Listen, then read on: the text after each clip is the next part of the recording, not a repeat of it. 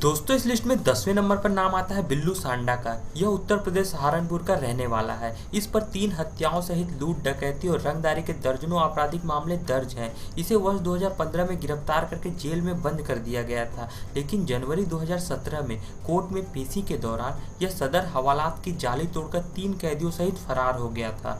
फरार होने के बाद इसे कई कारोबारियों को रंगदारी के लिए धमकी दी। हालांकि कुछ दिनों बाद ही पुलिस ने इसे फिर से गिरफ्तार कर लिया था। गिरफ्तारी के समय पुलिस को इसके पास से एक पिस्टल, कारतूस और चोरी की एक बाइक बरामद हुई थी।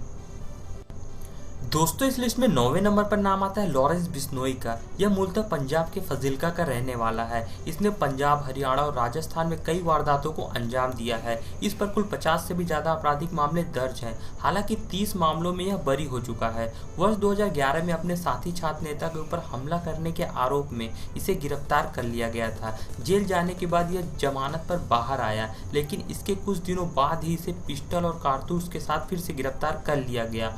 वर्ष 2015 में पेशी पर जाने के दौरान यह पुलिस को चकमा देकर फरार हो गया था। हालांकि बाद में इसे फिर से गिरफ्तार कर लिया गया था।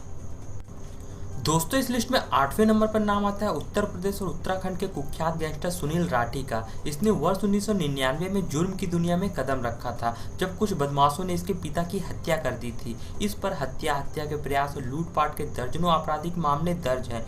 बीजेपी विधायक कृष्णानंद राय की हत्या के आरोपी माफिया डॉन मुन्ना बजरंगी की जेल में गोली मारकर हत्या करने के बाद सुनील राठी का नाम सुर्खियों में आया था। सुनील राठी फिलहाल बागपत जेल में बंद है। दोस्तों इस लिस्ट में 7वें नंबर पर नाम आता है हरियाणा के कुख्यात गैंगस्टर पपला गुर्जर का। इसने अपने गुरु की हत्या का बदला लेने के लिए जुर्म की दुनिया में कदम रखा था। इस पर हत्या के प्रयास और मारपीट के दर्जनों आपराधिक मामले दर्ज हैं। इसे फरवरी 2016 में अपने गुरु की हत्या के बदला लेने के लिए किए गए 4 हत्याओं के आरोप में गिरफ्तार कर लिया गया था। 1 साल तक जेल में रहने के बाद सितंबर 2017 में महेंद्रगढ़ कोर्ट में पेशी के दौरान इसके साथी इसे भगाकर ले गए थे। हालांकि पुलिस ने इसे फिर से गिरफ्तार कर लिया था।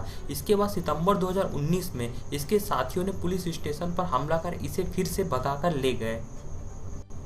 दोस्तों इस लिस्ट में 6वें नंबर पर नाम आता है दिल्ली के कुख्यात गैंगस्टर नीरज भवाना का। इसे फिरौती के धंधे का किंग भी कहा जाता है। इस पर हत्या, किडनैपिंग और जबरन वसूली के कुल 100 से भी ज्यादा आपराधिक मामले दर्ज हैं। इसने वर्ष 2004 में पहला कत्ल तब किया था जब यह नाबालिग था। दोस्तों आपको बता दें कि नीरज भवाना ने ही कुख्यात अमितपुरा को भरी कोर्ट से गोलियां चलाकर भगाकर ले गया था।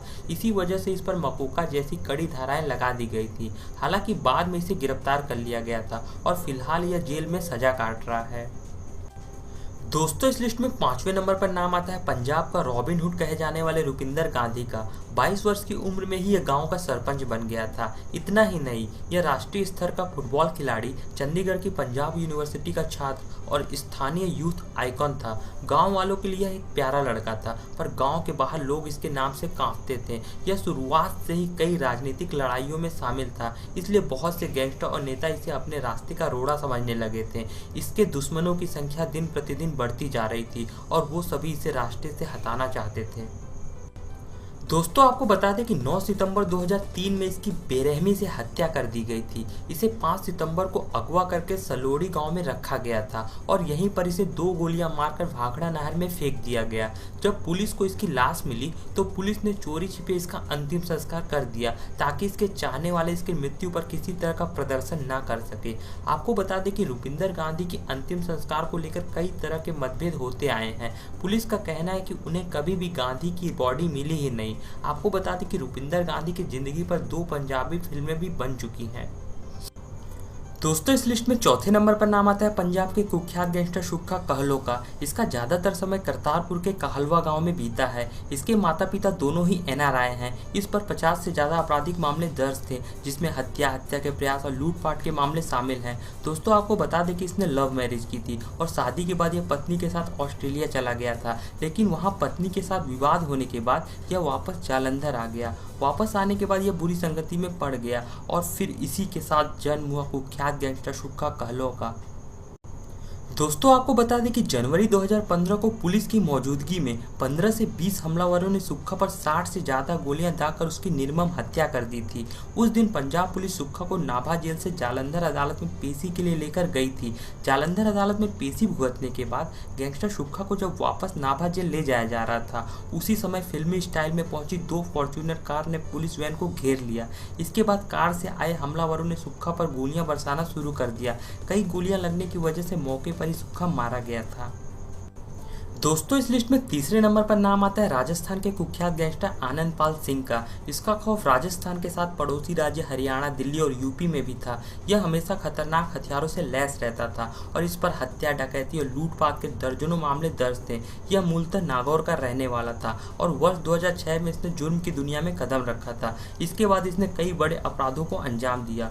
वर्ष 2006 में ही इसने राजस्थान के डिडवाना में जीवन राम गुदारा की गोलियों से भूनकर उसकी हत्या कर दी थी। इस हत्या के अलावा भी डिडवाना में इस पर 13 मामले दर्ज थे। दोस्तों आपको बता दें कि सीकर के गोपाल फुगावट हत्याकांड को भी आनंदपाल ने ही अंजाम दिया था। इसने वर्ष 2006 से 2011 के बीच कई आपराधिक वारदातों को अंजाम दिया। इसी बीच इसने जयपुर के निकट फागी में एसओजी के सामने सरेंडर कर दिया। कई दिनों तक जेल में रहने के बाद सितंबर 2015 में पेशी पर जाते समय यह पुलिस वालों को चकमा देकर फरार हो गया था। इस घटना के 1.5 साल बाद पुलिस द्वारा किए गए एक ऑपरेशन में आनंदपाल को मार गिराया गया था। इस ऑपरेशन में दोनों तरफ से बहुत गोलियां चली थी। इसमें पुलिस के 2 जवान भी गंभीर रूप से घायल हुए थे। दोस्तों इस लिस्ट में दूसरे नंबर पर नाम आता है उत्तर प्रदेश के कुख्यात गैंगस्टर श्री प्रकाश शुक्ला का। वैसे तो उत्तर प्रदेश में ऐसे कई माफिया रहे हैं जिनका नाम अंडरवर्ल्ड से जुड़ा रहा है, पर श्री प्रकाश शुक्ला एक ऐसा नाम था जिससे जनता ही नहीं बल्कि यूपी पुलिस और नेता भी खौफ खाते थे। यह 90 के दशक में यूपी का सबसे बड़ा डॉन था जो खौफ और आतंक का दूसरा नाम बन गया था। वर्ष 1993 में एक युवक ने श्री प्रकाश शुक्ला की बहन को देखकर सीटी बजा दी थी। इस पर श्री प्रकाश शुक्ला ने उस युवक की हत्या कर दी थी। यह उसके द्वारा किया गया पहला जुर्म था। इस हत्या के बाद वह जुर्म की दुनिया में आगे बढ़ता चला गया। श्री प्रकाश शुक्ला के ताबड़तोड़ अपराध पुलिस और सरकार के लिए सिरदर्द बन चुके थे। सरकार ने इसके खात्मे का मन बना लिया था। इससे निपटने के लिए स्पेशल टास्क फोर्स का निर्माण किया गया। इस फोर्स का पहला टास्क श्री प्रकाश शुक्ला को जिंदा या मुर्दा पकड़ना था। सितंबर 1998 में एसटीएफ को खबर मिली कि श्री प्रकाश शुक्ला दिल्ली से गाजियाबाद की तरफ आ रहा है। इसके बाद एसटीएफ उसकी कार का पीछा करने लगी। जैसे ही उसकी कार इंदिरापुरम के सुनसान इलाके में पहुंची, एसटीएफ ने उसे घेर लिया। एसटीएफ ने उसे सरेंडर करने को कहा, पर वह एसटीएफ पर फायरिंग करने लगा। जवाब में एसटीएफ ने भी फायरिंग की, जिसमें श्री प्रकाश शुक्ला मारा गया था। दोस्तों इस लिस्ट में पहले नंबर पर नाम आता है मन्या सुर्वे का। इसने मुंबई के कीर्ति कॉलेज से ग्रेजुएशन किया था और जब इसने अपराध की दुनिया में कदम रखा तो इसने अपने साथ पढ़े कुछ दोस्तों को भी अपनी गैंग में शामिल कर लिया। मन्या को अपराध की दुनिया में उसके सौतेले भाई भार्गव दादा ने लाया था। उस समय भार्गव दादा के उस इलाके में काफी दहशत थी। मन्या सुर्वे ने भार्गव दादा के साथ मिलकर वर्ष 1969 में किसी दानदेकर का मर्डर कर दिया था। इस कत्ल के आरोप में मन्या सुर्वे को गिरफ्तार कर लिया गया और इसी केस में उसे आजीवन कारावास की सजा हुई थी। सजा के बाद मन्या सुर्वे को मुंबई की बजाय पुणे की जेल में रखा गया था, लेकिन सजा दिए जाने से मन्या सुर्वे सुधरने की बजाय और ज्यादा खुखार हो गया और जेल में बंद डॉन सुहास भटकर के छोकरों को पीटने और मारने लगा। इससे जेल प्रशासन उससे परेशान होकर उसे वहां से निकालकर रत्नागिरी जेल में शिफ्ट कर दिया। नाराज मन्या सुर्वे ने वहां भूख हड़ताल कर दिया और तबीयत बिगड़ने पर उसे एक सरकारी अस्पताल में भर्ती कराया गया, जहाँ पर मौका मिलते ही वह फरार हो गया। वहां से फरार होने के बाद मन्या सुर्वे मुंबई आ गया और नए सिरे से गैंग का निर्माण किया और सैकड़ों वारदातों को अंजाम दिया।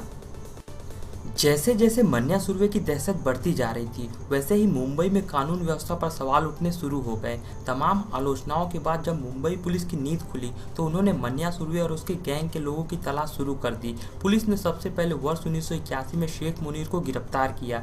इसके बाद मन्या सुर्वे गैंग के अन्य सदस्यों को भी गिरफ्तार कर लिया गया। पुलिस लगातार मन्या सुर्वे की तलाश में जुटी हुई थी। इसी बीच 11 जनवरी 1982 को मन्या वडाला के अंबेडकर कॉलेज के पास स्थित एक ब्यूटी पार्लर में अपनी गर्लफ्रेंड से मिलने आया था, जिसकी खबर पुलिस को लग गई और पुलिस ने उसी दिन मन्या सुर्वे को मुठभेड़ में मार गिराया था।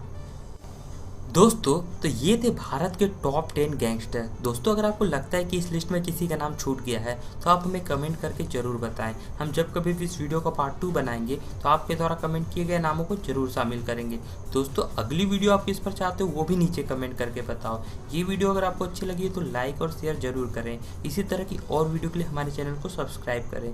मिलते हैं अगली वीडियो में, तब तक के लिए धन्यवाद।